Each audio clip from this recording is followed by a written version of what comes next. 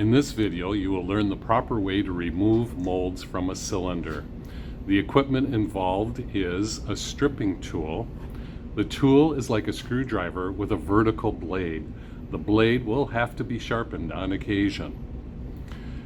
Also, you will need a rubber mallet to help assist with driving the stripping tool as the mold is being sliced. And finally, a magic marker to identify the specimen after the mold is removed and prior to moist cure rooms or water storage tank storage. The first step in the process is to remove the cap from the cylinder mold.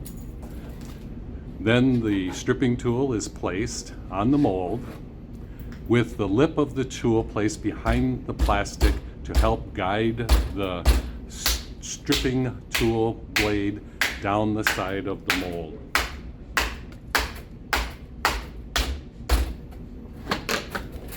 It's a good idea to slice the mold twice to make it easier to remove the mold from the specimen without damaging the corners of the specimen at the bottom of the mold. Once the two slices have been made, flip the cylinder mold over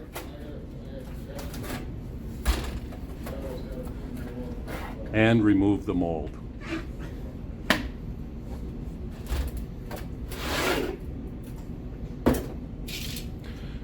Please note, do not remove the molds using pressurized air with a system such as this. To do that, it would require drilling a hole in the bottom of the mold and applying pressure. When that happens, the bottom of the mold flexes up, drawing in the mold, and it can break off the corners of the specimen. In addition, when molds are cold or brittle, they can blow up, throwing plastic dangerously. Next step is to mark the cylinders. The method of marking varies from laboratory to laboratory. As a minimum, 2 numbers are written on both the top and side of each cylinder. On the top so they can be read when stored in laboratory curing. On the side so they can be read after being placed in the compression machine. Usually the 2 numbers are a project number or a control number, and the second number a break date, that is when the cylinders will be tested. Then the cylinder will be stored in laboratory curing.